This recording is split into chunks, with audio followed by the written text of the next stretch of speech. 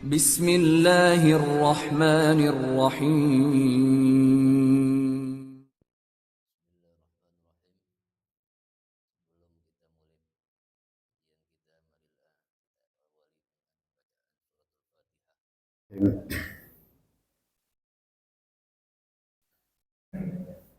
إن الحمد لله نحمده ونستعينه ونستغفره ونستهديه ونتوب إليه ونعوذ به من شرور أنفسنا وسيئات أعمالنا من يهده الله فلا مضل له ومن يضلل فلا هادي له أشهد أن لا إله إلا الله وحده لا شريك له وأشهد أن محمدا عبده ورسوله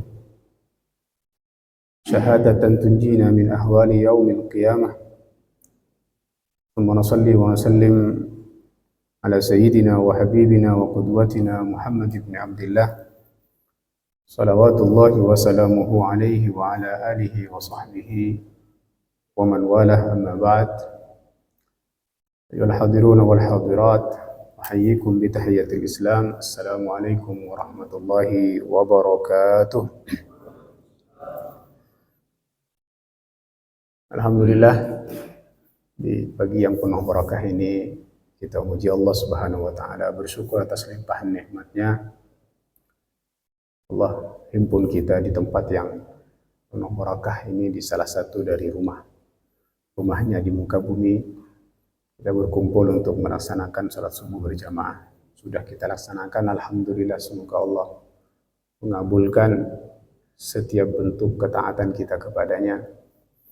Allah menjadikannya sebagai amal-amal yang kita harapkan kelak bisa menjadi sebab hadirnya rahmat Allah Subhanahu wa taala untuk kita semuanya.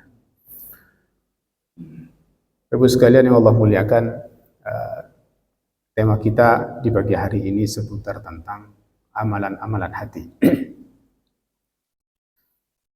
Amalan hati sama dengan amalan-amalan yang lain. Kalau selama ini kita sering mengkaji tentang salat, tentang puasa, tentang zakat, atau tentang bab muamalat, atau transaksi jual beli atau semisalnya, maka ada fikih yang lain yang harus kita dalami, yaitu fikih tentang amalan-amalan hati. Sebab kalau kita bicara kepada amal itu tidak hanya merupakan perbuatan yang kemudian terlihat, zahir, dilakukan oleh anggota tubuh kita, yang zahir seperti gerakan, berjalan, berkeliling, rukuk, sujud, atau memberi. Tapi amalan itu juga mencakup amalan-amalan yang tidak tampak. Salah satunya adalah amalan yang dilakukan oleh bagian yang tidak tampak dari tubuh kita, dari diri kita, yaitu al-qalb itu, atau hati. Dan hati itu seperti organ yang lain. Dia juga memiliki perbuatan-perbuatan yang harus kita pelajari ilmunya, kemudian harus kita perhatikan. Agar amalan-amalan hati kita pun sesuai dengan syariat Allah Subhanahu wa taala, pun sesuai juga dengan apa-apa yang Allah ridhai. Sebab kalau tidak kita perhatikan, tidak kita jaga, maka yang terjadi adalah perbuatan-perbuatan hati itu justru akan menyebabkan kita jauh dari Allah Subhanahu wa taala. Amalan-amalan hati itu sangat penting. Penting banget. Bahkan sebagian ulama mengatakan jauh lebih penting atau mendahului, pentingnya itu mengalahkan perbuatan-perbuatan yang bersifat zahir. Memiliki kedudukan yang sangat penting sehingga mengungguli perbuatan-perbuatan anggota tubuh yang zahir. Sebab perbuatan hati ini berkaitan dengan sesuatu yang terpenting dari unsur diri kita, yaitu al-qalb itu. Di mana al-qalb itu merupakan kalau jadi istilahnya penguasa dari tubuh kita gitu ya. Jadi kalau tangan ini salah satu dari organ tubuh kita, kaki juga begitu, lisan juga begitu, gitu kan, mata juga begitu, maka ada yang mengendalikan. Yang mengendalikannya itu adalah hati. Atau dalam bahasa Arab namanya al-qalb. Malikul jawarih, rajanya anggota tubuh kita. Ya. Sementara anggota tubuh yang lain itu hanya pembantunya, tentaranya. Ketika si raja ini mengatakan lakukan, maka anggota tubuh itu akan ngikut. Ketika yang dalamnya bilang jalan, maka kita akan jalan. Berhenti, maka akan berhenti. Lihat, maka akan melihat mata. Nah, karena maliknya itu, penguasanya mengatakan berhenti, atau mengatakan lihat, atau mengatakan dengar. Sehingga amalan hati ini kemudian menjadi amalan yang penting, bahkan mengungguli pentingnya amalan-amalan yang bersifat zahir. Dalam syariat kita, unsur dari diri kita yang kemudian langsung diperintahkan oleh Allah untuk tahu, untuk yakin, untuk beriman, untuk tunduk, ya, itu adalah al-qalb itu. Jadi ketika dikatakan ittaqullah, itu yang diseru oleh Allah itu adalah al-qalb itu. Ketika dikatakan i'malu, itu yang diseru itu adalah al-qalb. Ketika dikatakan i'lamu, ketahui, itu yang diseru oleh Allah itu adalah qalb kita. Nah, sehingga al-qalb kemudian menjadi organ terpenting. Maka kita temukan dalam hadis itu Rasulullah mengatakan, ala inna fil jasadi mudghah idza saluhat saluhal jasadu kulluh wa idza fasadat fasadal jasadu kulluh. Ketahui dalam tubuh kita ini ada mudghah, berarti menunjukkan qalbu, al-qalb itu ada fisiknya, ya, ada tumpangannya dia, al-qalb. Ya. Idza saluhat, kalau organ ini baik, kata Rasul sallallahu alaihi wasallam, maka saluhal jasadu kulluh, maka semua anggota yang di luar, tangan, kaki, mata, pendengaran, lisan, itu akan menjadi baik. Tapi wa idza fasadat, tapi kalau yang al-qalb yang di dalam itu rusak, maka yang luar pun, yang tampak juga tidak baik. Ala wahiyal qalb, ya. Ala wahiya al-qalb. Nah, lantas apa itu makna al-qalb? Ya, apakah ada fisiknya atau seperti apa? Ya.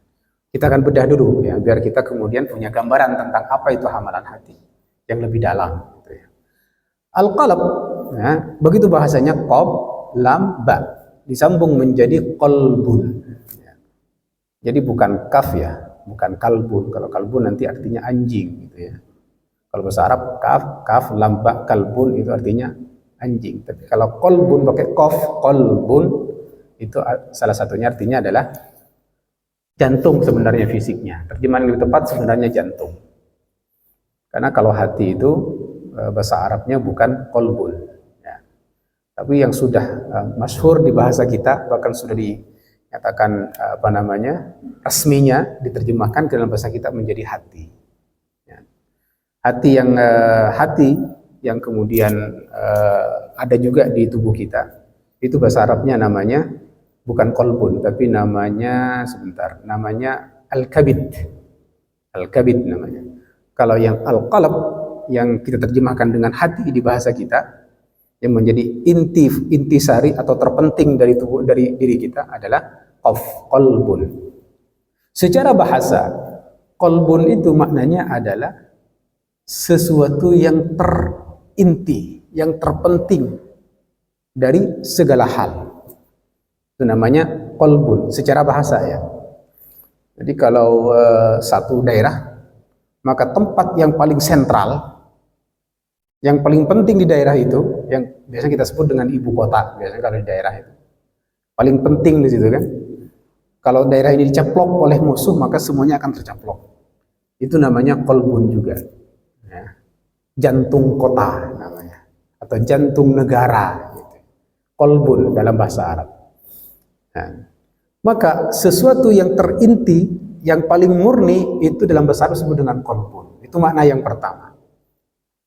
Makna yang kedua, qalbun itu adalah membalikkan sesuatu yang tadinya begini dijadikan begini. Yang tadinya di timur dipindahkan dirubah menjadi ke arah barat. Itu namanya qalbun juga dalam bahasa Arab. Satu arah ke arah yang berbeda, kebalikannya. Itu juga qalbun secara bahasa.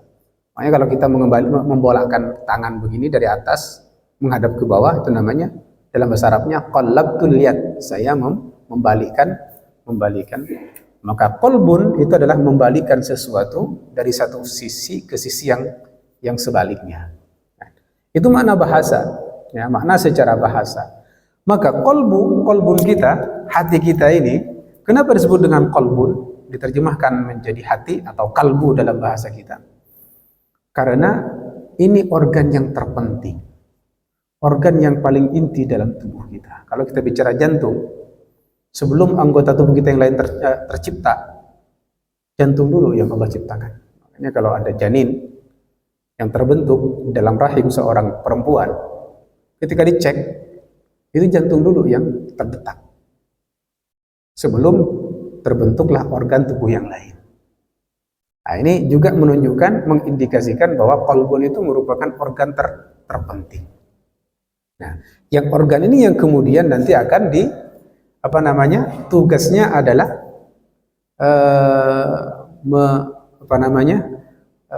berinteraksi dengan perintah, ya, dengan informasi. Ketika diperintah dia yang mendengar, dia yang menuruti atau tidak menuruti. Ketika ada arahan dia yang tunduk atau tidak, itu nanti kaitan dengan qalbun itu. Dan di qalbu ini yang kemudian kata-kata akal, afala ta'qilun, afala ya'qilun, gitu kan, memahami, berpikir, gitu kan, meyakini, gitu ya. Itu nanti adanya hasilnya di sini, di qalbun ini.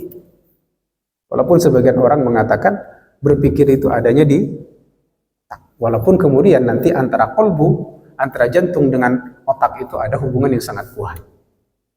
Ya. Ta'aqul, memahami, gitu ya. Memahami perintah, memahami fenomena, memahami larangan, gitu kan. Memahami hal-hal berkait dengan sifat-sifat Allah Subhanahu wa taala, itu nanti akan adanya di akal ini, yang ada nanti fisiknya ada di sini yang qalbu. Kemudian dikatakan qalbu, disebut dengan qalbu dari qaf yang maknanya berbolak-balik, membolak-balikan itu.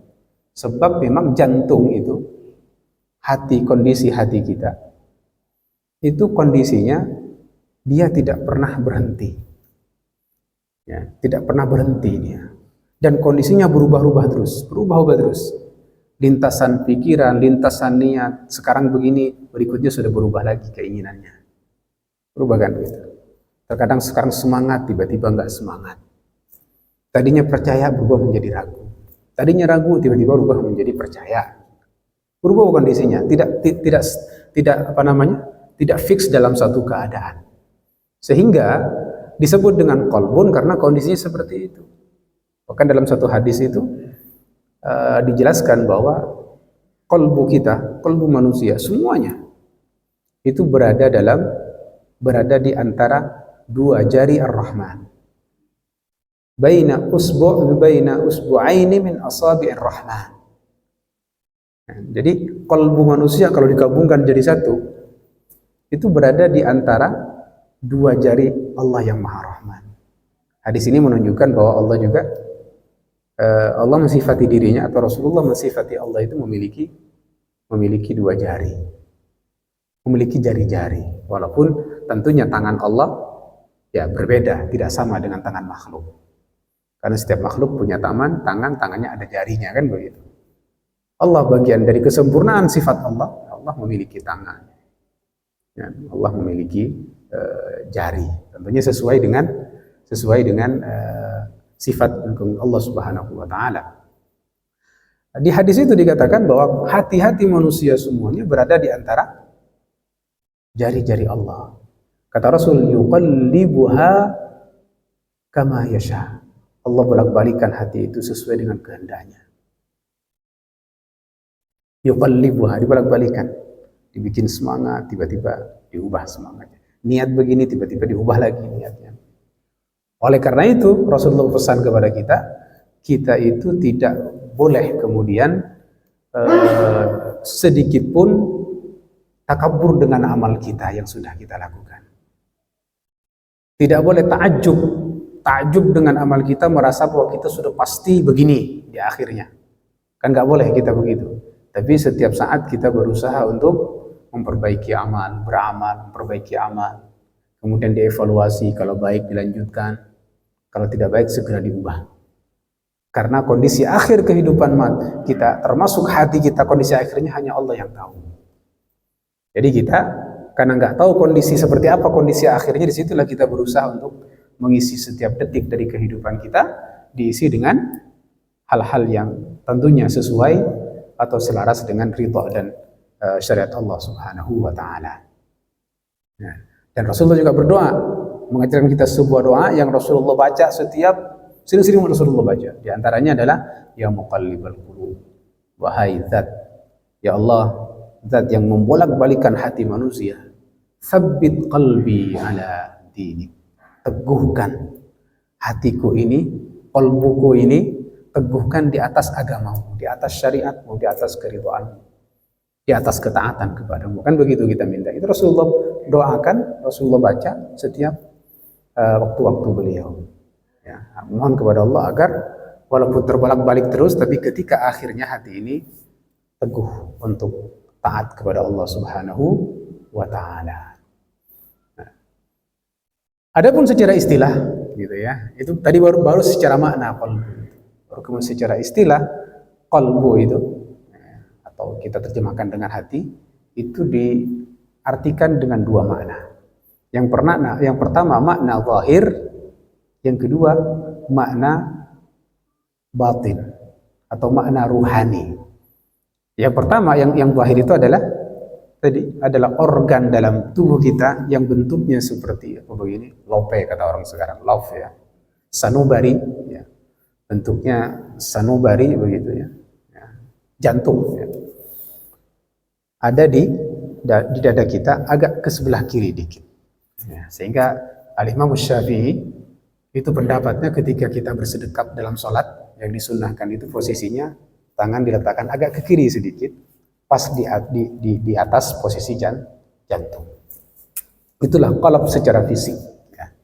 Nah, di qalb itu nanti di tengah-tengahnya ada unsur yang paling inti lagi, itulah yang kemudian terkoneksi dengan perintah tadi. Ketika ada fenomena dia bisa memahami, ketika ada perintah dia yang menerima, dipahami, kemudian kalau dia ini oke, kemudian dia perintahkan ke tubuh untuk merespon.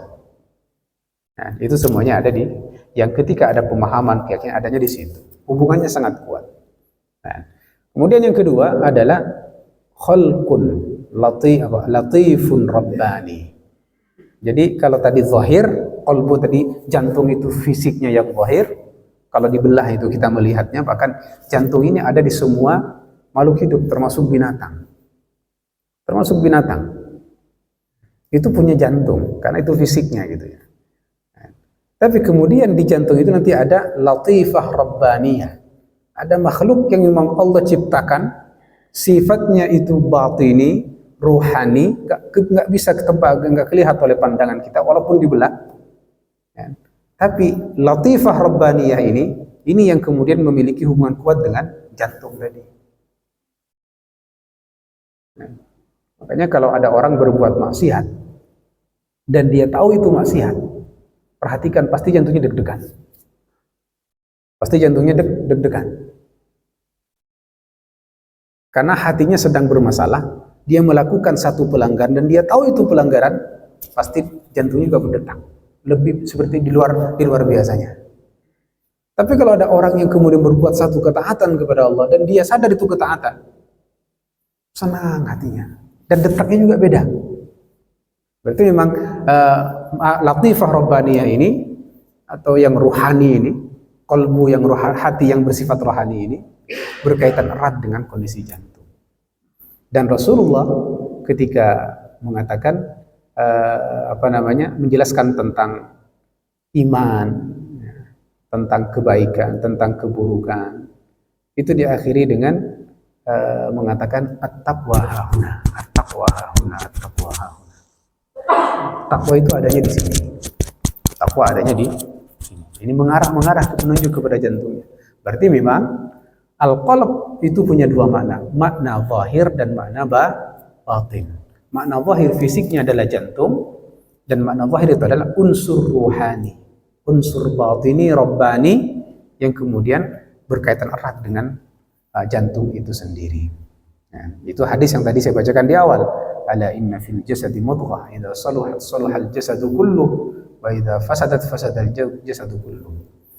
Bahkan kalau kita kembali ke kisah Rasulullah dulu waktu muda sedang bermain sama saudara satu susuan, putranya Halimah As-Sa'diyah, sedang main berdua, tiba-tiba datang dua orang manusia yang nggak dikenal oleh mereka.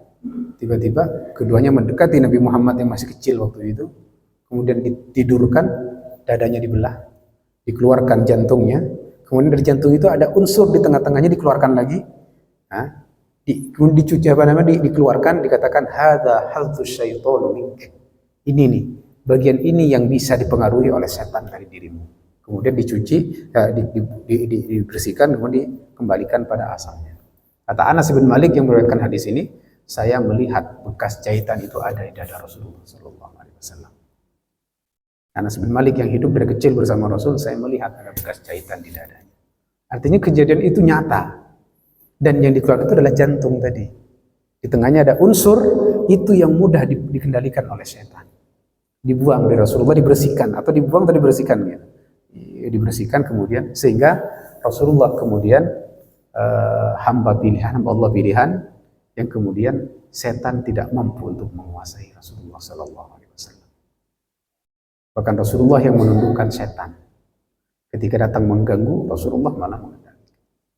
Dan pernah ada jin yang mengganggu, dicekik oleh Rasulullah Sallallahu Alaihi Wasallam. Banyak jin yang kemudian masuk Islam, ya, mendengarkan. Bahkan jin yang senantiasa menyertai Rasul, karena setiap manusia kan ada korin dari malaikat, ada korin dari jin. Ya. Malaikat menyertai kita, setiap kita memiliki dua korin, satu korin dari malaikat, satunya korin dari jin. Kata Rasulullah, korinnya Rasulullah yang dari jin itu sudah masuk Islam, sehingga la ya'murni illa bi khair, kata Rasul. Walaupun dia membisikkan sesuatu, yang dibisikkan yang baik-baik. Beda dengan kita. Nah, di hadis ini menunjukkan bahwa memang qalbu itu ada fisiknya. Qalbu itu ada fisiknya. Dan posisinya ada di hati. Nah, kemudian kalau kita baca ayat Allah Subhanahu wa taala dalam Al-Qur'an juga, fa innaha la ta'mal qulub walakin fa innaha la ta'mal absar walakin ta'mal qulub walakin ta'mal qulubul lati fis sudur. Nah, yang kemudian menjadi buta terhadap kebenaran itu adalah al-qalb yang adanya di sini posisinya. Jadi ayat Al-Quran, sabda Rasul itu menunjukkan bahwa al-aql yang ada di qalbun itu posisinya ada di sini, bukan di sini. Ini hanya alat untuk berpikir, mengamati. Ya.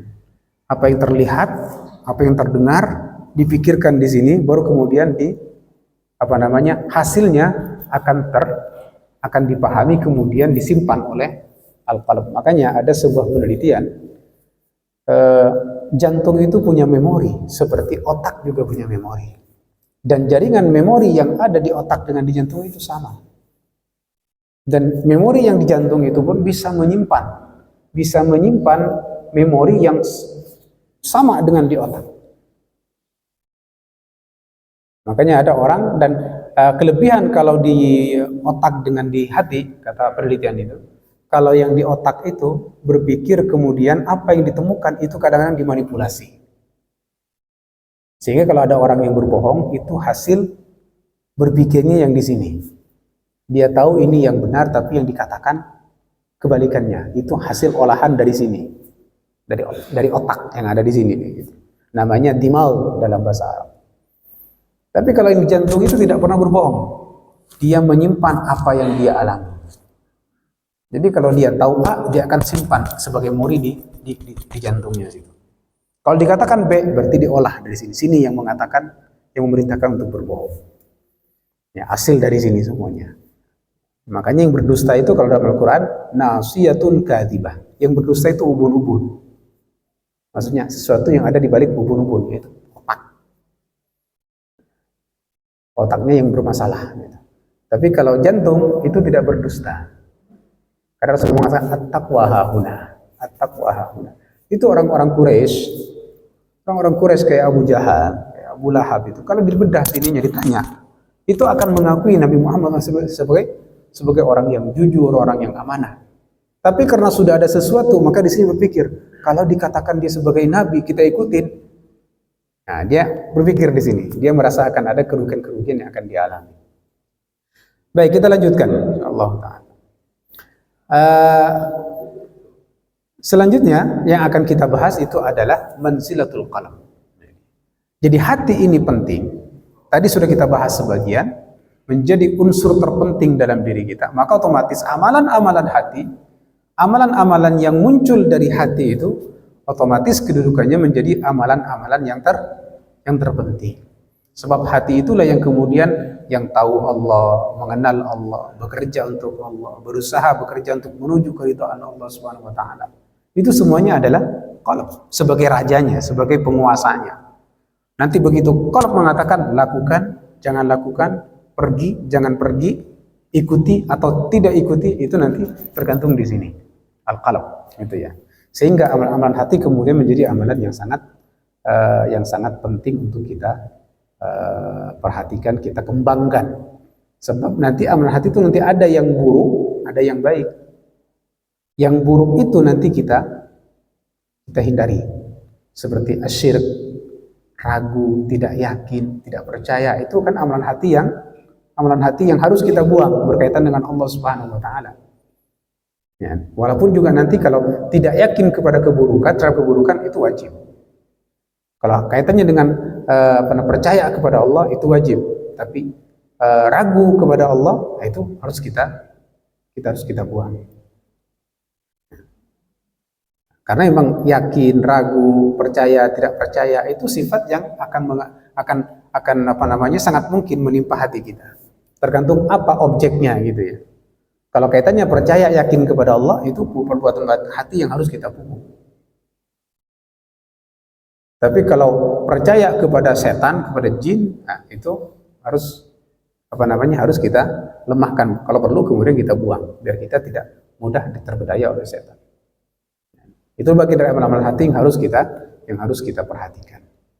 Nah, selanjutnya adalah sekarang kan begini, dalam Al-Quran Allah Subhanahu Wa Taala itu berfirman dalam surat Al-Isra ayat 36 kalau nggak salah ya.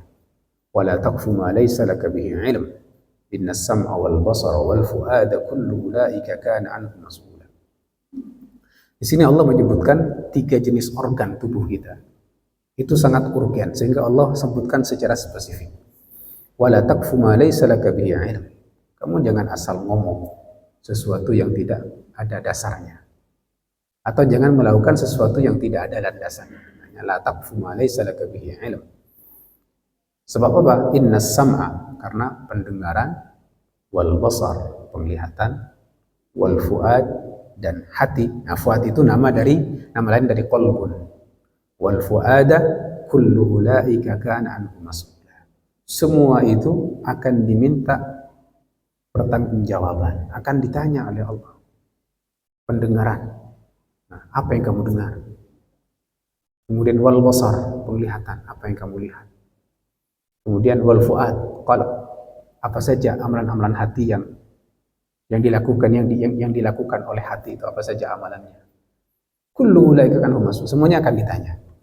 Di dalam ayat ini yang sangat menarik, Allah menyebutkan 3. Tidak menyebutkan organ yang lain, tangan nggak disebutkan, kaki nggak disebutkan, gitu ya. Bahkan lisan nggak disebutkan di sini. Tapi disebutkan cuma 3, as-sam' wal basar wal fuad. Ketika Allah menciptakan manusia di ayat surat An-Nahl kalau nggak salah itu ayatnya itu. Allah huwallazi akhrajakum min butuni ummahatikum la ta'lamuna syai'a. Dialah Allah yang telah mengeluarkan kalian dari perut ibu kalian nggak tahu apa-apa. Lalu kemudian wa ja'ala lakumus sam'a wal basar. Nah, begitu kan Allah sendiri kepada pendengaran, kemudian penglihatan, kemudian hati. Begitu. Artinya ketiga hal ini sangat penting sehingga secara spesifik Allah sebutkan dalam Al-Quran. Sekarang apa hubungannya antara as-sama, mendengar, melihat, dan hati ini? Sangat kuat apa namanya hubungannya. Nah, kita bandingkan. Nah, ini nanti kita bandingkan sehingga nanti kita akan paham sejauh mana pentingnya hati, amalan-amalan hati dibandingkan amalan-amalan yang lainnya. Kalau kita lihat mata, pandangan, itu disebutkan paling awal. Innas sama, pendengaran, as-sama, wal basar, penglihatan, kemudian al-qalam. As-sama disebutkan lebih awal, di antara hikmahnya adalah sebab yang berfungsi lebih awal. Kan? Dari antara pendengaran dengan penglihatan itu sama, itu yang lebih dulu berfungsi. Ya. Bahkan bayi sebelum lahir dia sudah bisa mendengar sejak masih dalam kandungan. Tapi melihatnya nanti setelah lahir ke dunia. Dan itu pun setelah beberapa hari dia tinggal di dunia baru bisa berfungsi penglihatan. Al-qalb walaupun disebutkan paling akhir, tapi ini sekali lagi dia paling awal diciptakan. Sejak sebelum pendengaran dan penglihatan alatnya sudah diciptakan, qalbun itu sudah ada. Tapi di sini begitu Allah kemudian awali dengan pendengaran, dengan penglihatan, dengan kemudian hati. Kita bandingkan penglihatan al-ain, ya, al-basar yang alat basar itu kan melihat, penglihatan. Alatnya adalah pandangan. Pandangan ini terbatas dibandingkan hati dan pendengaran. Ya, penglihatan. Sebab penglihatan itu hanya melihat sesuatu yang sifatnya zahir. Melihat dengan mata itu sifatnya melihat sesuatu yang zahir. Yang tidak tampak sudah nggak akan kelihatan. Berbeda dengan pendengaran. Pendengaran itu dia bisa mendengar walaupun sumber suaranya nggak dia lihat. Di belakangnya misalnya nggak kelihatan, tapi dia mendengar suara. Berarti secara tingkatan pendengaran itu lebih penting dibandingkan penglihatan. Di sisi yang lain penglihatan itu hanya bisa melihat satu arah. Apa yang ada di depan kita aja. Yang belakang nggak kelihatan. Kalau ke kanan harus menoleh begini baru kelihatan. Pendengaran dia dari arah manapun, depan, atas, kanan, belakang, kanan, kiri, atas, bawah, kedengar. Pandangan dengan mata terbatas. Sebagian orang 100 meter sudah nggak bisa melihat. Kalau pendengaran 1 kilo kalau suaranya keras bisa kelihatan, bisa kedengar. Ini menunjukkan bahwa penglihatan dengan pendengaran itu tingkatannya lebih penting pendengaran. Nah, karena itu dia bisa multi arah, ya, bisa lebih jauh dibandingkan penglihatan. Kemudian hubungan antara pendengaran, penglihatan dengan hati, tadi di hadis itu mengatakan bahwa qalbun itu merupakan komandannya. Nah, qalbu itu komandannya. Kalau sudah qalbu mengatakan tidur, maka penglihatan mata terpejam kemudian tidak bisa melihat. Tidak bisa melihat. Nah, kalau komandan mengatakan abaikan, maka otomatis juga ya, kita akan mengabaikan sesuatu, gitu kan. Nah, sehingga di sini kemudian di hadis itu, di ayat ini Allah mengatakan bahwa al-qalb, Rasulullah juga mengatakan al-qalb itu adalah sesuatu yang sangat urgen. Ibu sekalian yang Allah muliakan, selanjutnya dari uraian itu berarti kesimpulannya hati kita itu harus hidup. Hati kita itu harus baik. Hati kita itu harus baik sebab Allah Subhanahu wa taala ketika menyebutkan dalam surat Al-Asr itu, wal 'asri innal insana lafi khusrin illa alladziina aamanu wa 'amilus shalihat, ya, wa tawassaw bil haqqi wa tawassaw bis sabr. Allah kemudian menjelaskan bahwa cara kita keluar dari lingkup yang dikatakan rugi itu atau jebakan kerugian, kalau kita anggap sebagai jebakan gitu, atau lingkaran kerugian gitu, kita keluarnya dengan hati kita diperbaiki. Illal ladzina amanu, itu kita bikin hati ini iman, terpenuhi dengan iman, dan iman itu salah satu dari amalan hati. Kemudian wa amilus shalihat, dan beramal saleh. Dan amal soleh itu ditentukan dengan hati lagi. Sebab kalau orang hatinya sudah nggak baik, maka amalan juga tidak akan baik. Sesuai dengan sabda Nabi tadi. Tapi kalau hatinya memang baik, maka otomatis semua yang muncul dari perbuatan juga akan menjadi baik. Gitu ya. Nah, sehingga kesimpulannya, hati itu harus kita perbaiki. Sehingga muncullah kemudian ada fikhu atau fikih tazkiyatun nafas. Fikih tazkiyatun nafas. Bagaimana cara atau langkah-langkah untuk membersihkan jiwa kita. Dan nafas di sini itu adalah makna lain dari qalb. Atau mungkin kalau kita bisa katakan dalam Al-Quran itu disebutkan 4 hal. Itu semuanya ini kadang maknanya sama maksudnya, tapi dengan ungkapan berbeda-beda. Terkadang ada roh, setiap kita punya roh. Kita punya fisik, kita punya roh. Yang kedua an-nafas. Yang ketiga adalah al-qalb tadi. Yang keempat adalah ada ain, ada qalb, ada ruh, ada nafas. Yang terakhir saya lupa, yang terakhir itu ada 4 hal. Ada 4 hal itu disebutkan dalam Al-Quran. Itu semuanya minimal punya 2 makna. Satunya makna zahir, yang keduanya adalah makna ruhani tadi. Dan ternyata keempat kalimat ini, yang makna yang ruhaninya satu. Jadi kalau istilah perbaiki jiwamu, itu maksudnya adalah al-qalb. Ketika katakan saya punya qalbun, itu berarti unsur yang paling terdalam dari kita, yang berkaitan dengan khitab Allah Subhanahu wa taala, perintah larangan dan semisalnya. Kemudian nafas juga atau ruh itu adalah unsur yang terdalam tadi, yang dia numpang dengan fisik kita. Ketika kita mati, maka ruh itu keluar, terpisah. Itu sama intisari dari kita itu sebenarnya ruh itu. Ya, jadi ada ruh, ada nafas, ada qalb, satu saya lupa ya. Ada empat ya. Itu dibahas oleh Imam Al-Ghazali dalam Ihya Ulumuddin. Dan keempat-empatnya ini makna yang keduanya adalah unsur ruhaniyun, ya, atau latifatun rabbaniyah, yang langsung berkaitan dengan kewajiban mengetahui, beriman, yakin, taat dan semisalnya. Apa saja yang bisa kita gunakan, Bapak Ibu sekalian, yang bisa perkara apa saja yang harus kita yang bisa kita gunakan untuk memperbaiki hati kita. Memperbaiki hati kita ini. Yang pertama adalah atau langkah ya. Jadi kita berusaha untuk mengarahkan hati kita ini kepada Allah Subhanahu wa taala.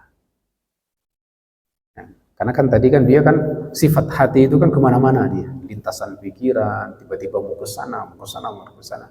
Maka kita berusaha untuk memfokuskan, mengorientasikan hati ini selalu kepada Allah. Walaupun perbuatan kita macam-macam, tapi hatinya diarahkan kepada Allah. Kita mau kerja, orientasinya kepada Allah. Kenapa saya bekerja? Karena Allah memerintahkan saya untuk bekerja. Kenapa kita kerja ke kantor untuk bekerja mendapatkan penghasilan? Apa? Karena Allah memerintahkan saya untuk mencari rizki yang halal. Begitu. Kemanapun, apa yang kita lakukan, kemudian orientasikan niatnya kepada Allah. Nah, ketika nanti kemudian niatnya Allah ridho, biasanya kita akan lanjut. Tapi kalau ternyata pas kita niat kita, oh ini kan Allah gak ridho seperti ini, kita akan berhenti beramal. Dengan begitu maka hati kita akan terjaga terus. Nah, kenapa kita harus senantiasa mengorientasikan hati ini kepada Allah Subhanahu wa taala? Sebab memang hati ini yang Allah ciptakan memang untuk menghadap Allah Subhanahu wa taala.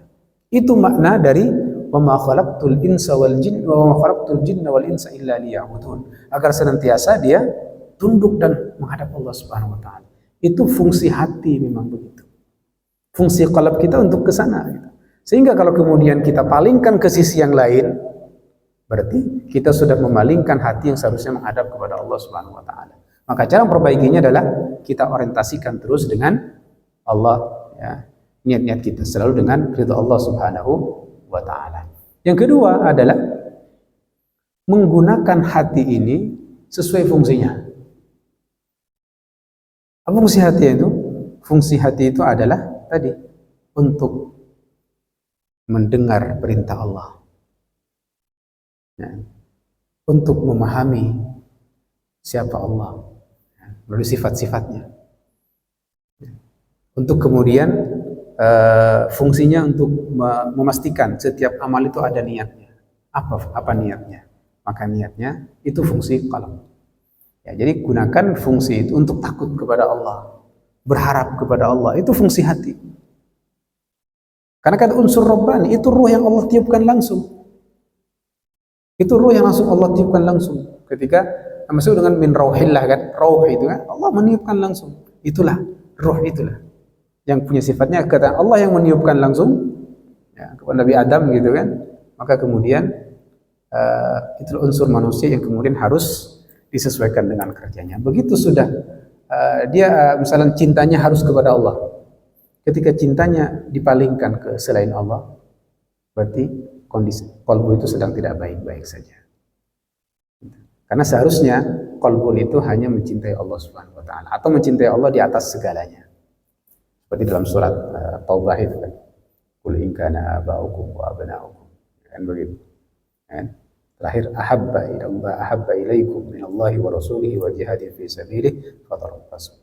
Kalau bapak kalian, anak kalian, keluarga kalian, istri kalian, semuanya kan saudara-saudara kalian, harta yang kalian semua itu jauh lebih kalian cintai dibandingkan Allah dan Rasulnya, maka tunggulah azab Allah. Artinya apa? Qalbu itu memang mencintainya yang tertinggi harus kepada Allah. Itu makna istimalul qalb fima khuliqa lahu. Menggunakan hati itu untuk fungsinya.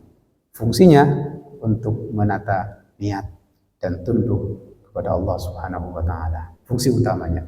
Kemudian yang ketiga, bagaimana untuk kiat kita untuk bisa menjaga hati itu adalah al-a'malus salihah. Itu dengan menjaga amal-amal yang soleh. Itu akan berefek ya, kepada kondisi hati juga. Jadi hati itu pengaruhnya kepada anggota perbuatan secara zahir. Tapi perbuatan zahir itu juga akan mempengaruhi kondisi hati. Timbal balik dia. Hati sebagai komandannya yang lakukan atau jangan lakukan, percaya atau enggak percaya kan dari sini. Nah, kemudian kita melakukan sesuatu. Dan apa yang kita lakukan kalau itu baik, itu akan berdampak juga terhadap terjaganya hati. Nah, makanya kalau ada orang yang senantiasa melihat sesuatu yang menyeramkan, lama-kelamaan dia akan menjadi penakut. Terpengaruh kan di sini ke dalamnya. Begitu. Orang yang kemudian sering menyaksikan melihat kebohongan diproduksi, maka dia akan menjadi orang yang suka berbohong. Itu terpengaruh kan ke sini kan gitu ya, terpengaruh. Walaupun awalnya dia tidak setuju dengan kebohongan itu, hatinya nggak setuju, tapi kan dia dibiasakan mendengar atau melakukan atau melihat, lama-kelamaan hatinya akan mengatakan, oh itu biasa, itu bukan bohong. Akhirnya dia ikuti. Nah, amal soleh itu punya efek ke hati dan hati itu juga punya efek keluar. Timbal balik. Jadi ngecas dia. Makanya iman itu, kalau kita bicara iman dan adanya di hati. Iman itu, cirinya iman itu kuat, kita melakukan amal soleh. Itu sebagai buahnya amal soleh. Buktinya kalau iman itu ada, kuat. Kalau amal soleh itu dilakukan, maka dampak dari amal soleh itu mensupport kembali menjaga kondisi iman yang ada di dalam. Tapi kalau amal soleh nggak dilakukan atau berhenti, lama-kelamaan hati ini akan menjadi kotor, kemudian menjadi lemah, bahkan menjadi mati. Karena amalnya tidak dilakukan. Jadi hati yang baik memproduksi amal yang baik, dan amal yang baik itu ketika dilakukan terus, maka akan menjaga kekuatan iman itu. Begitupun nanti dengan kondisi hati ini. Hati yang baik akan memicu organ yang di luar berbuat yang baik. Kalau kebaikan itu betul-betul dilakukan, maka amal ini berdampak, energi yang di dalam itu tetap menjadi baik, hatinya tidak rusak, tidak melemah, gitu kan? Ya kalau di mobil itu kan, kalau kita, kenapa kok ada ide, ada mobil itu dipanasin sebelum dilakukan, sebelum dijalankan? Itu apa yang pemanasan mesin itu manfaatnya banyak. Salah satunya adalah dia mensupport kembali baterai. Baterai itu untuk menyalakan mesin. Kalau baterainya lemah, mesinnya nggak bisa nyala. Tapi begitu dinyalakan, mesin sudah nyala, maka dia akan mensuplai kembali baterai itu. Mirip lah kira-kira perumpamaan singkatnya begitu gitu ya. Jadi amal soleh itu mensupport kalbu tetap jadi baik ya, tetap sehat, tetap hidup gitu ya. Karena bila hati ini hidup dan baik, maka dia akan memberikan perintah-perintah, sinyal-sinyal kepada organ untuk melakukan yang baik-baik. Baik, satu lagi yang terakhir yang bisa kita lakukan adalah untuk memperbaiki hati adalah zikrullah wa qiraatil Qur'anil Karim. Itu banyak berzikir kepada Allah Subhanahu wa taala, banyak baca Al-Qur'an, ya, tadabbur. Bahkan ada seorang ulama mengatakan dawaul qalbi khamsah. Jadi obatnya hati agar hati itu sehat, ya, hidup terus gitu ya. Ada 5. Yang pertama qiraatul Qur'an. Kalau dalam bahasa Arab, dalam bahasa Jawa itu kan tombo hati gitu ya. Kan dinyanyikan bahkan itu ya. Tombo hati itu ada 5 gitu ya. Dawaul qalbi 5, qiraatul Qur'an, baca Al-Qur'an dengan tadabbur. Kemudian mengosongkan perut, jangan terlalu kenyang ya. Kalau sudah kenyang berhenti, kalau bisa berhenti sebelum kenyang banget gitu ya. Qiyamul lail, salat malam, kemudian berdoa di waktu sahur, kemudian berduduk bareng sama orang-orang soleh gitu ya. Itu beberapa hal yang bisa kita lakukan untuk menjaga kebaikan dan kesolehan hati kita. Kalau nanti kita akan bahas satu persatu, ini cukup panjang karena kan amalan hati itu sangat banyak. Ada yakin, ada ikhlas, ada khasyah, ada khauf, ada raja, ada muraqabah, gitu kan. Ada sekitar 16 atau 18 jenis perbuatan hati. Insya Allah nanti kalau ada kesempatan yang lain, mungkin kita akan bahas lebih spesifik tentang satu persatu tentang perbuatan hati ini, gitu ya. Agar kemudian kita bisa memonitoring ya, apakah khasyah kita sudah sesuai dengan ridha Allah, apakah iman kita sudah sesuai, apakah kita sudah memiliki sifat muraqabah, apakah kita sudah punya yakin, dan apa saja yang kemudian kiat-kiat yang diperintahkan oleh Rasulullah untuk kemudian bisa menjaga kesehatan, kebaikan amal-amal hati. Yakin kita bagaimana cara memupuknya, ikhlas kita bagaimana menumbuhkannya, rasa khauf kita, takut kita kepada Allah bagaimana cara menumbuhkannya, dan sifat muraqabah itu juga bagaimana cara menumbuhkannya. Itu bisa kita diskusikan di lain kesempatan biidznillah taala. Barakallahu fikum jami'an, sallallahu alaihi sayyidina Muhammad wa ala ali sayyidina Muhammad. Silakan kalau ada didiskusikan. Barakallahu fikum. Silakan Mas.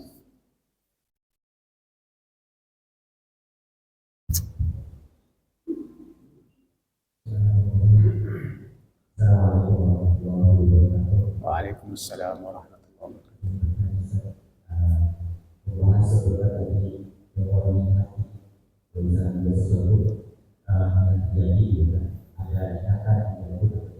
Ya. Kalau kita misalkan sakit hati kemudian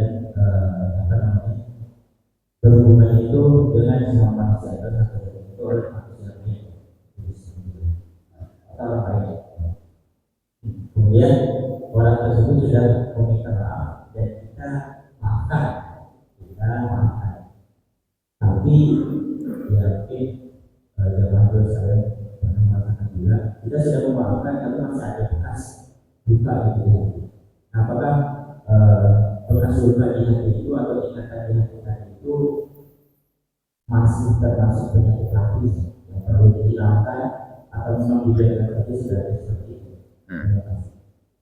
Baik, langsung ya, biar nggak lupa. Memori hati itu menyimpan kejadian-kejadian yang dialami oleh pemilik hati itu, jantung ya, memorinya itu. Jadi hampir setiap kita tidak bisa hampir bisa merekam apapun yang dilalui. Kita bisa mengabaikan, nggak diingat, diupayain lupakan, tapi tetap catatannya ada di sini. Makanya kalaupun kita ada masalah sama orang, benci sama orang, mungkin ada masalah, kita mungkin bisa mengabaikan, sehingga kita tidak merespon dengan respon yang berarti, diabaikan aja. Tapi kejadian itu tidak terlupakan di sini. Itu memori hati namanya kan. Ya. Selama kemudian catatan itu tidak mempengaruhi kita untuk berbuat yang zalim, misalnya orang mungkin kita tadinya marah sama orang, kita abaikan. Jadi memorinya ada di sini. Kita ingat dia bikin kita marah pada waktu itu karena kejadian ini. Selama catatan itu, memori itu tidak membuat kita berbuat zalim kepada orang itu, maka tidak ada justru itu bukan penyakit hati. Nah, itu memori hati saja, tapi tidak dikatakan sebagai penyakit hati. Makanya kalau kita baca Ihya Ulumuddin itu, Jadi hati kita itu kan akan banyak memori. Kan dia konten, jadi core dari diri kita gitu ya. Inti dari diri kita. Dia ada memorinya di situ gitu. Selama memori itu tidak mengantarkan kita kepada sesuatu yang buruk, ya berarti itu sudah benar. Benar menata perbuatan hati gitu ya. Nah, sehingga yang fungsi kita tazkiyatun nafas itu kalau versi Ihya Ulumuddin adalah membersihkan hati kita dari hal-hal yang buruk. Kemudian kita isi dengan akhlak-akhlak yang baik, dengan sikap-sikap yang sesuai dengan ridha Allah Subhanahu wa taala. Benci, marah itu sifat karakter manusia. Gak bisa dihilangkan 100%, gak bisa gitu. Tapi diredam. Jangan diikuti. Kalau ada manusia nggak punya marah, nggak mungkin. Manusia pasti punya sifat marah, sifat suka, sifat tertarik. Nah, itu sudah sifat manusia, gitu ya. Cuma kan kita bisa menata, apakah ini membuat saya marah atau tidak. Nah, dia bisa mengendalikan di situ. Oh, ngapain marah? Nggak ada manfaatnya juga. Akhirnya dia bisa meredam. Tapi potensi marahnya ada. Jadi kemudian menjaga hati, mendidik hati artinya tadi kita tidak kemudian yang muncul lintasan di hati itu tidak membuat kita terjerumus ke dalam hal-hal yang buruk. Nah, kita hanya mengisinya dengan sesuatu yang bisa mengantarkan kita kepada lebih dekat dengan Allah Subhanahu wa taala. Wallahu a'lam bishawab. Enggak, silakan kalau ada lagi. Ya, enggak, Pak. Kenapa kok perasaan yang buruk lebih lama tersimpannya di hati daripada perbuatan yang baik? Jadi teringatnya kok lebih lama kejahatan itu daripada kebaikan. Mengingat yang buruk lebih berkesan, lebih melekat dibandingkan yang baik.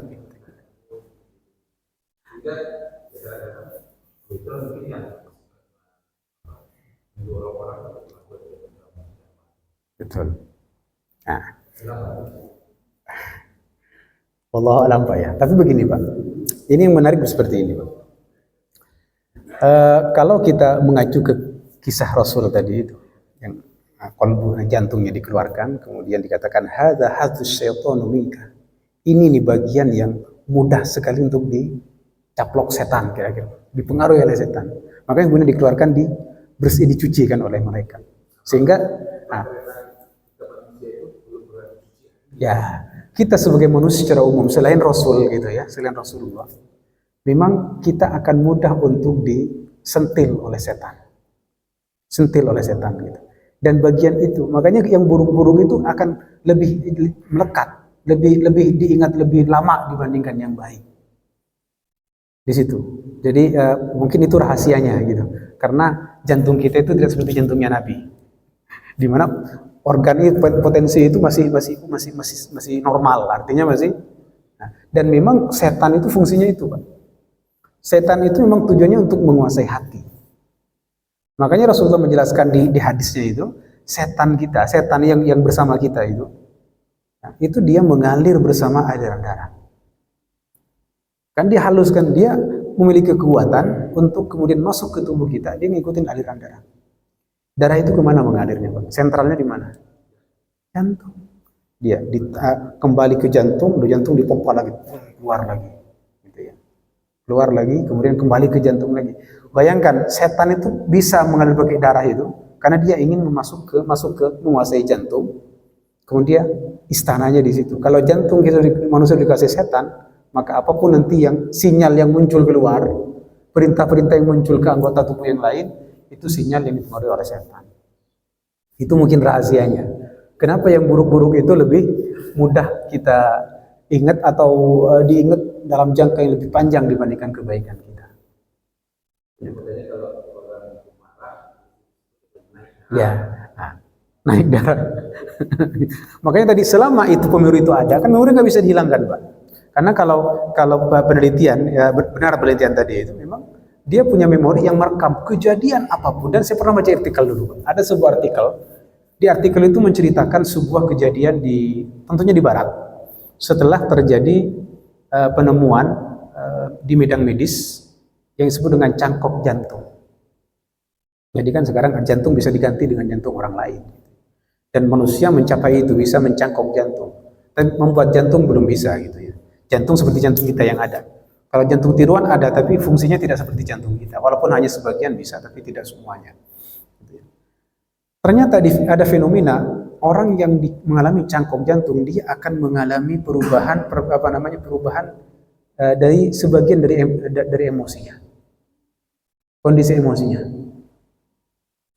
Artinya ini menunjukkan bahwa jantung itu punya memori. Gitu.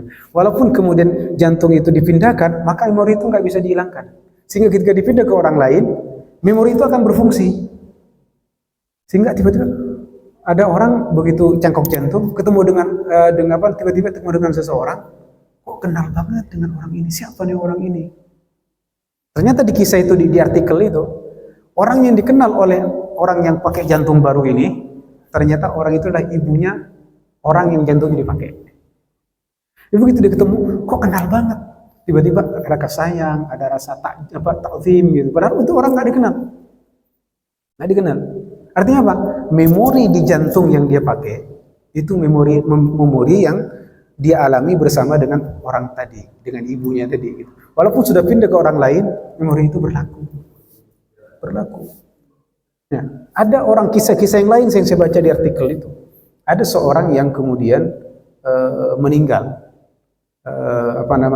dalam satu kejadian. Meninggalnya itu bunuh diri.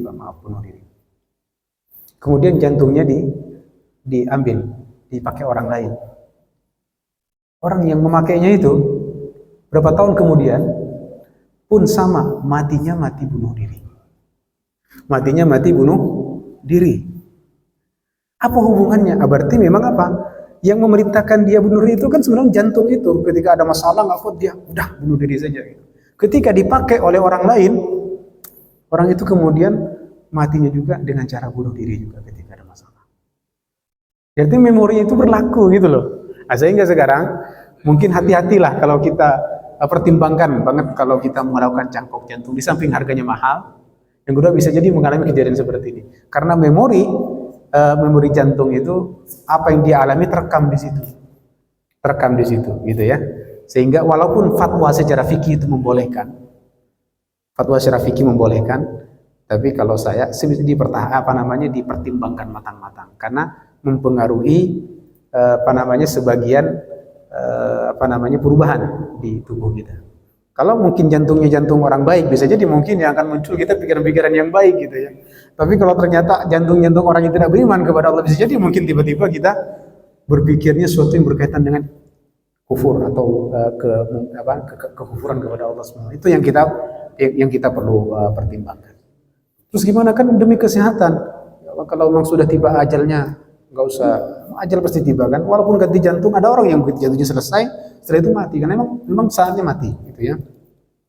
Nah, jadi itu yang perlu dipertimbangkan. Walaupun secara fikih ya, fatwa fikihnya saya baca masih memperbolehkan dengan syarat jantungnya bukan dibeli. Jantungnya memang jantung itu dihibahkan oleh ahli warisnya, bahwa jantung ini silakan untuk didonorkan, bukan diperjualbelikan. Jadi memang yang punya jantung itu mendonorkan.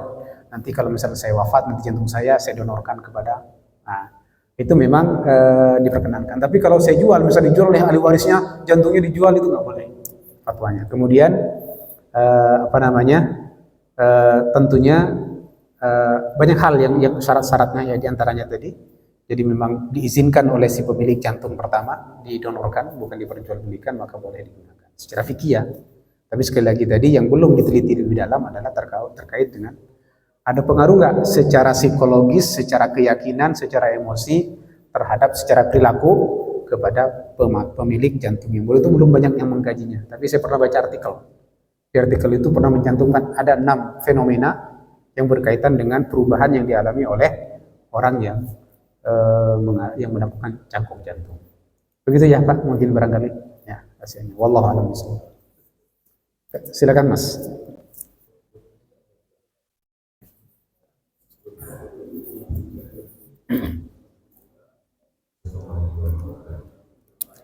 Assalamualaikum warahmatullahi wabarakatuh.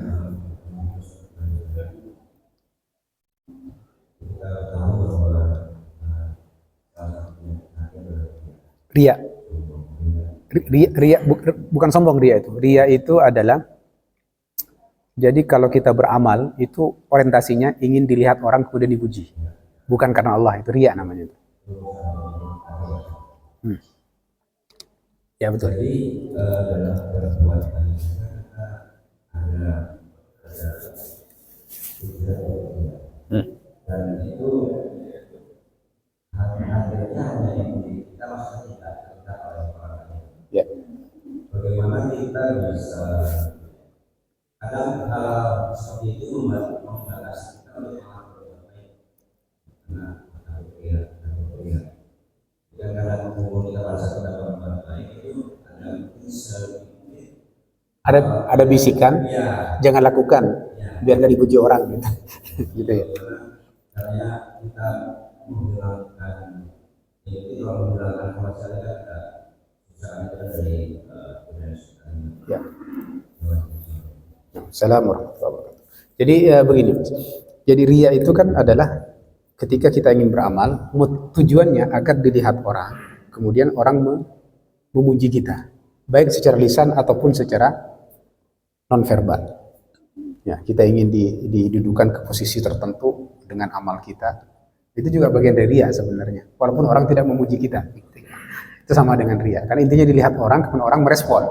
Responnya itu dengan biar kita didudukan di tempat dianggap menjadi orang soleh sehingga dia gitu kan, atau orang baik gitu ya. Atau dipuji dengan lisan. Itu semuanya ria. Dan ria itu salah satu amalan hati yang menjadi amalan hati yang menjadi penyakit. Jadi atau lebih tepatnya penyakit hati lah. Artinya amalan hati yang harus kita buang. Jangan kita pelihara. Ria itu salah satunya. Gitu ya. Disebut oleh Imam Ghazali namanya afatul qulub. Jadi penyakit hati. Intinya dia juga perbuatan hati juga, perbuatan hati yang harus kita buang, kita bersihkan, diganti dengan yang lain. Bagaimana caranya? Apakah kita akan meninggalkan amal itu untuk menghindari ria? Misalnya saya mau melakukan ini, tapi nanti lihat orang nanti gimana, nggak enak gitu ya. Udah nggak usah lakukan. Bukan begitu solusinya. Bukan begitu solusinya, Pak. Jadi solusinya adalah sebelum kita beramal, di sini perbaiki dulu. Terus apa rencananya saya beramal? Kan kita yang tahu kondisi hati kita kan? Yang tahu detak jantung kita sendiri. Oh saya tuh ketika ingin melakukan ini, tujuannya tuh gini. Kemudian tujuannya itu ditakar oleh kita. Kalau ternyata tujuannya biar saya dikatakan orang hebat. Gitu kan? Berarti sudah kita mengkaitkan dengan orang. Enggak, saya tinggalkan aja. Saya nggak usah lakukan di depan orang. Tapi lakukan secara sembunyi kalau memang itu kebaikan. Jadi bukan ditinggalkan langsung, tapi yang dilihat dulu niatnya, diteliti niatnya, dikaji niatnya, pikirkan kalau ternyata di situ ada unsur yang berkaitan dengan manusia, ria tadi, maka kita jangan lakukan atau tunda atau lakukan secara sembunyi-sembunyi. Karena itu cara setan sebenarnya. Setan itu kalau tidak bisa menghambat kita beramal baik, kan setan jangan lakukan kata setan.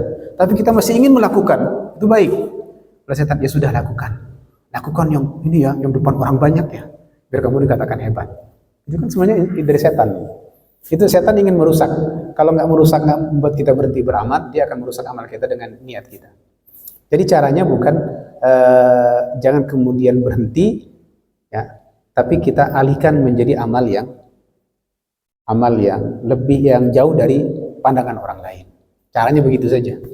Karena kan tujuannya tadi ingin dilihat orang, maka lakukan secara sembunyi. Sebab kalau kita meninggalkan suatu amal, tujuannya agar tidak dipuji orang, justru itu ria namanya. Itu juga ria. Jadi kita meninggalkan perbuatan baik, tujuannya karena takut dipuji orang, itu juga ria. Kalau tadi kan kita beramal agar dipuji orang, tujuannya itu ria. Kalau kita meninggalkan amal kebaikan, tujuannya takut dipuji orang, itu juga ria, bagian dari ria. Ya. Makanya tadi bagaimana solusinya? Kita arahkan menjadi amal. Misalnya kalau kita sedekahnya kan bisa kita sedekah tanpa diketahui orang. Hanya kita dan Allah yang tahu. Nah, begitu pun sholat sunnah. Ya. Sholat sunnah, biar kita nggak dikatakan orang rajin sholat, khawatir misalnya begitu kan, khawatir riya dalam sholat kita. Selesai sholat fardu, pulang ke rumah, lakukan di rumah, di kamar kita. Karena hanya kita dan Allah yang tahu kan gitu ya. Jadi begitu cara melatihnya. Jangan langsung ditinggalkan, tapi jadikan amal itu menjadi amal yang lebih sedikit orang yang tahu. Gitu. Lebih sedikit orang yang tahu. Dan sebelumnya kita mau lihat terus detail dari niat-niat kita. Kalau ada yang tidak baik, kita perbaiki. Oh jangan, saya nggak mau kalau seperti ini. Ya, jadi memelihara niat. Itu nanti niat ikhlas itu merupakan amal hati yang terpenting. Karena itu menjadi istilahnya penggerak kita beramal dan niat. Ketika ikhlas niatnya, ikhlas itulah amal perbuatan yang terbaik. Allah yang terpenting yang harus kita perhatikan, amalan hati yang terpenting. Ya, begitu Mas ya. Ya. Cukup ya? Cukup insyaallah. Mudah-mudahan ada lagi. Ya, cukup ya. Insyaallah mudah-mudahan Allah berikan kita keberkahan ilmu ya, dan Allah jaga hati kita. Kalau ada waktu ya nanti kalau ada waktu lain insyaallah kita akan sambung ke langsung detail ya, satu persatu ya, kita dari yang terpenting yang langsung mempengaruhi iman dan takwa kita kepada Allah Subhanahu wa taala. Baik, akhiri dengan sama-sama kita baca hamdalah. Alhamdulillahirabbil alamin. Subhanakallahumma wa bihamdika asyhadu an la ilaha illa anta astaghfiruka wa atubu ilaik. Wassalamualaikum warahmatullahi wabarakatuh.